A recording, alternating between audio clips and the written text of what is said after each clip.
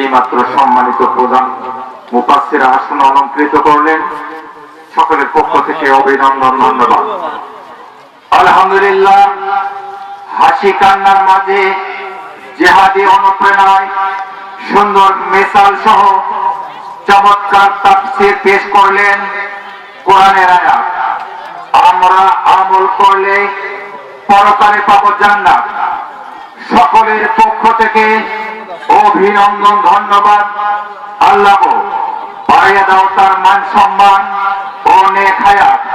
সে যেন একজন বাংলাদেশের স্বনামধন্য আলেম এবং বক্তা হয়, বুক খুলে দিতে পারে যেন রংপুর জেলার পরিচয়।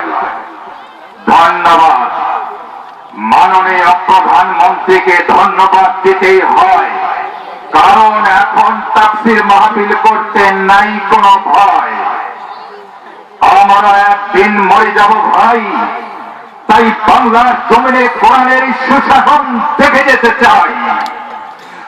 আমরা হয়তো বাংলার জমিনে কোরআনের সুশাসন দেখে যেতে পারবো না, কিন্তু বাংলার জমিনে কোরআনের আইন বাস্তবায়ন করতে গিয়ে জীবন যায় যাক, তবু কোরআনের পথ ছাড়ব না। মেটাও আমাদের মনের আশা, আল্লাহ তোমার উপর সকলের ভরসা। সকলকে অভিনন্দন, ধন্যবাদ। আল্লাহ গো, আমার স্ত্রী সহ অত্র এলাকার সকল মুসলমান মৃত ব্যক্তি পায় যেন জান্নাত। এখন প্রধান বক্তা তাফসীর পেশ করবেন ভাই, আমরা তাকে সালাম মোবারকবাদ জানাই এবং এই হাফিজিয়া মাদ্রাসার জন্য দু একটি করে ছাত্র চাই। ধন্যবাদ।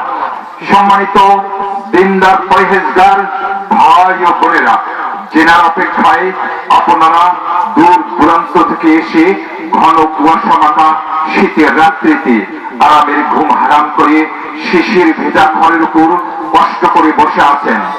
জামিয়া ইসলামিয়া তালিমুস সুন্নাহ হাফিজিয়া মাদ্রাসার উদ্যোগে আয়োজিত হাফেজ ছাত্রদের পাগড়ি প্রদান উপলক্ষে অষ্টম বার্ষিকী 2 দিন ব্যাপী বিশাল ঐতিহাসিক তাফসীরুল কোরআন মাহফিলের প্রথম দিবসে কাঙ্ক্ষিত প্রধান আকর্ষণ, প্রধান বক্তা, বর্তমান সময়ের আলোড়ন সৃষ্টিকারী বিশিষ্ট আলেমে দ্বীন, ইসলামী চিন্তাবিদ, মুফাসসিরে কোরআন, স্বনামধন্য বক্তা হাফেজ হযরত মাওলানা মুহাম্মদ সুলাইমান কবির নোমানী, কেন্দ্রীয় সভাপতি, কোরআন গবেষণা পরিষদ, ঢাকা।